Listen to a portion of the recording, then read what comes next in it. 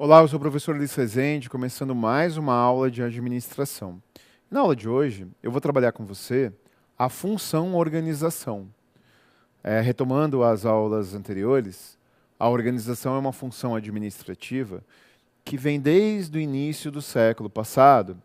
Quando nós pensamos na teoria clássica da administração, nós pensamos na organização. E organizar é você delegar, você determinar, você estabelecer aquilo que um famoso CEO da General Electric dizia, que é colocar a pessoa certa na função certa.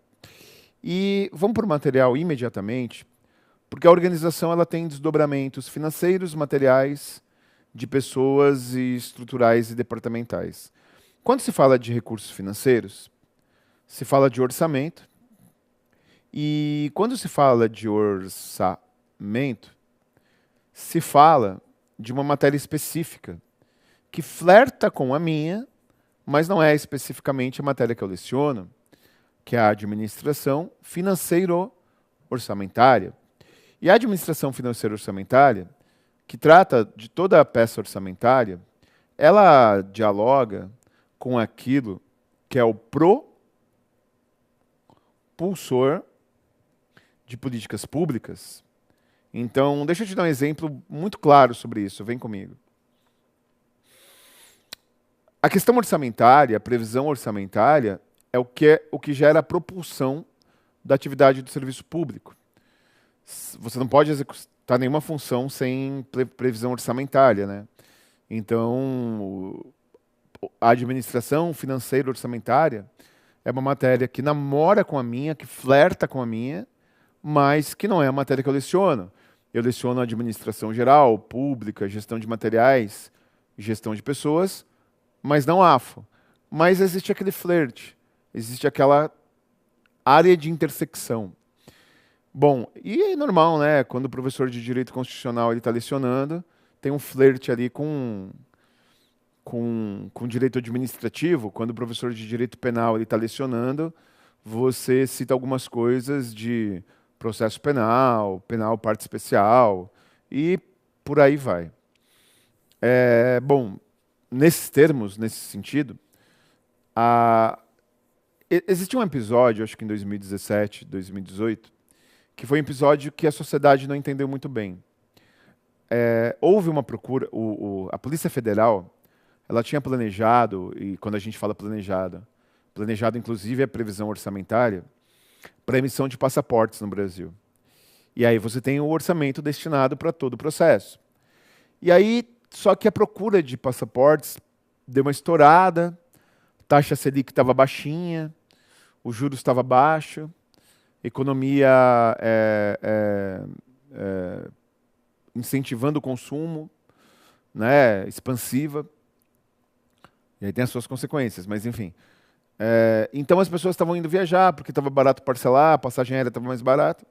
E a emissão de passaportes foi uma procura muito maior do que a Polícia Federal planejou. E quando a gente fala planejou, inclusive no planejamento orçamentário. E aí, mais ou menos em setembro, acabou a previsão orçamentária destinada, inicialmente, para a emissão dos passaportes. E aí parou de emitir passaporte. E aí eu lembro que uma reportagem tirou uma foto de um posto da Polícia Federal dentro de um shopping center, na cidade de São Paulo, onde eu moro. Um shopping que fica no centro de São Paulo, literalmente no centro de São Paulo, do lado da Praça da Sé. E aí tinha um posto da Polícia Federal, e aí tiraram a foto de um agente abrindo a porta e tendo uma pilha de passaporte físico, né, o passaporte mesmo. E aí a reportagem era: passaportes estão sendo escondidos, passaportes estão sendo muvucados. Mas, na verdade, não se tratava disso, né? Não se tratava de ter o recurso material. Se tratava de ter o recurso orçamentário vinculado. E aí, na época, o presidente era o Temer, e aí teve lá um decreto lá, emergencial, para poder ter suplementação orçamentária. Resumo da ópera: se você não organizar o orçamento, você não tem verba para chegar até o final do ano corrente. Você não tem orçamento para organizar todas as suas finanças. Então, a questão de recursos financeiros é fundamental. Vem comigo. E aí existe uma outra amplitude de recursos materiais, que é a amplitude de material. E aí, sobre material, tem uma coisa importante, né? Aqui tem o documento. Deixa eu só explicar algo, porque, como nós estamos falando de organização e função organização, isso é importante para não confundir. Imagina um documento impresso. Vem comigo. A função organização é delegação, a função organização é atribuição e garantia dos recursos para tal. É determinar quem fará o quê. Quando você tem um documento, sei lá, um memorando, um ofício, uma carta, quando você tem qualquer documento, qual que é a área, qual é a ciência que estuda o documento propriamente dito? A arquivologia. Então é a arquivologia que estuda, que determina o conteúdo. Que estuda e que determina o conteúdo propriamente dito. Né? Esse documento é um documento corrente, esse documento é um documento intermediário, enfim, né? Quem estuda arquivologia conhece a teoria das três idades e tudo mais. Então, não, você até fala de preservação do papel, você até fala de condições de acondicionamento, mas você estuda o conteúdo. E você organiza o conteúdo. E a gestão de materiais, não.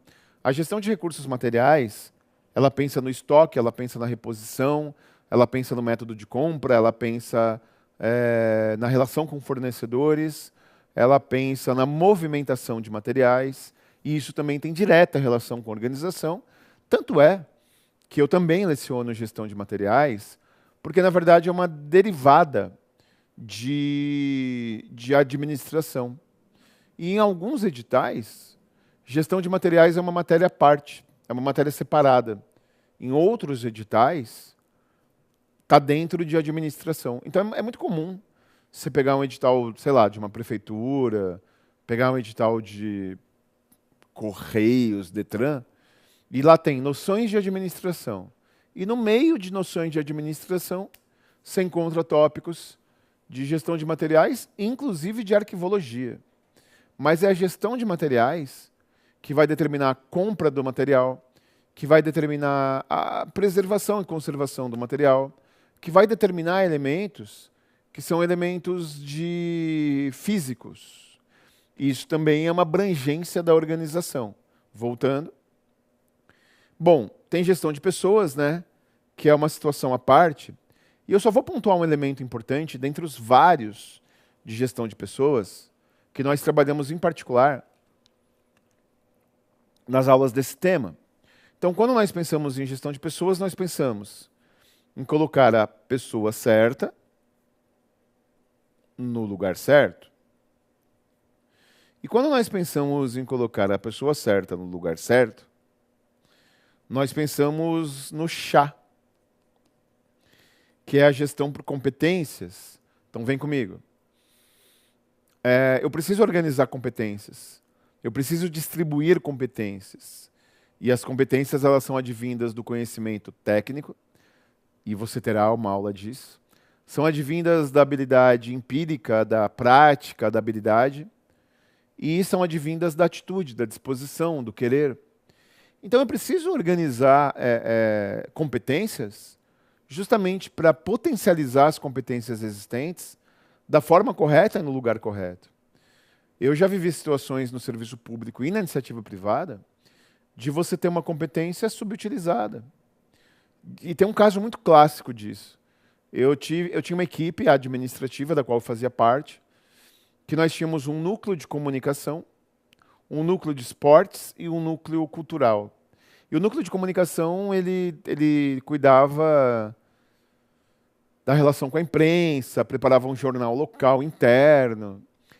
E uma das funcionárias administrativas, ela era jornalista, tinha se formado em jornalismo.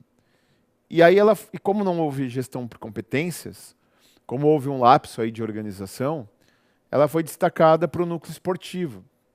E aí ela comentava, ela falava, mas eu nem sei a diferença entre uma bola de basquete e uma bola de tênis. Eu queria estar no núcleo de comunicação, porque mesmo que eu não seja o cargo de jornalista, eu poderia ajudar com a minha experiência. Então demorou para se entender que ela deveria estar no núcleo de comunicação, que o núcleo de comunicação era o mais afeito a ela, até que ela percebeu essa necessidade. A organização percebeu essa necessidade. Então, quando se fala de gestão de pessoas, e quando se fala de organização de pessoas, se fala objetivamente de organização. Mas nada dialoga com organização mais do que o próximo tópico. Vamos lá. Nada dialoga mais do que estrutura organizacional e departamentalização. Você vai estudar comigo nas aulas posteriores que eu tenho a estrutura formal, que eu tenho a estrutura informal, que eu tenho a departamentalização matricial, funcional e divisional. Então eu não vou entrar, até porque a gente precisaria de uma aula para cada uma dessas 5 palavras, e você terá. Mas vamos só entender, vem comigo, qual o conceito da formal ou da informal. Existem estruturas, isso tem a ver com organização, que é a distribuição.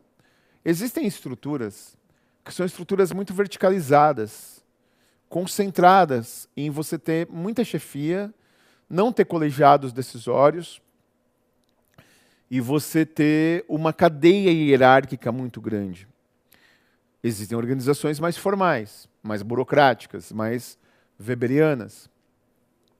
E existem organizações mais informais, em que o nível diretivo ele se aproxima do nível operacional. Uma organização mais achatada e mais larga, em que você tem coletivos, colegiados decisórios, em que você tem setores da organização que o tempo todo vão dialogando entre si, que o tempo todo vão conversando entre si.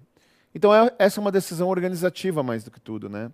Se você tem uma organização formal, com pouca gente no processo decisório, ou mais informal, mais colegiada, mais coletiva. E quando se fala de departamentalização, isso a gente vai aprofundar bastante, você tem a departamentalizar, é você agrupar por similaridade. Quando você vai no mercado fazer compra para a tua casa, você não coloca coisas de refrigerador juntas, coisas de limpeza juntas, coisas de higiene pessoal juntas. Você não vai misturar, sei lá, pasta de dente com alcatra, com maionese, com veneno para barata. Então, organizar é você agrupar por similaridade. Então, quando você departamentaliza, você escolhe qual é o seu critério de similaridade. Ou você pode organizar um departamento com pessoas da mesma área do saber, formal, funcional, ou você pode ser mais gerencial, matricial, criar departamentos que dialogam o tempo todo entre si. E hoje em dia, vamos ser sinceros, né? É muito difícil você ter algum projeto que ele não envolva vários setores, né? É muito difícil você ter um projeto que só envolva um setor verticalizado. É igual o que concursos. Quando nós temos um edital, você tem uma série de departamentos que tem cada um a sua função, cada um o seu planejamento, mas que na organização daquele produto é necessário que você tenha interrelacionamento. Então, quando você é matricial, você cria forças-tarefa ou matrizes de trabalho entre departamentos para você chegar a um objetivo, organização.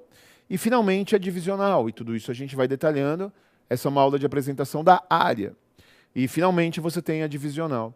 A divisional é quando você tem divisões de negócios. Em cada divisão de negócios da empresa, você tem todos os departamentos que você precisa. E um exemplo que eu gosto muito de dar é da Marvel. A Marvel ela tem a Marvel Studios, que faz os filmes e as séries, e a Marvel Editora, de HQs. E a Marvel Editora e a Marvel Studios são divisões diferentes. Então, dentro da Marvel Studios, você tem todos os departamentos que você precisa, como se fosse uma empresa dentro da empresa. E na Marvel Editora, você tem todos os departamentos que você precisa, como se fosse outra empresa dentro da empresa. Então, todos esses elementos que, doravante, eu vou desenvolver com você, estão vinculados à organização, distribuição de tarefas, determinação de tarefas, gestão de pessoas, gestão de materiais estrutura organizacional e departamentalização. A organização das funções administrativas é a que menos cai em prova. Planejamento cai muito, controle cai muito, direção e organização cai menos, mas cai. E esses são os elementos fundamentais. Muito obrigado pela sua presença, pela sua paciência. Até a próxima.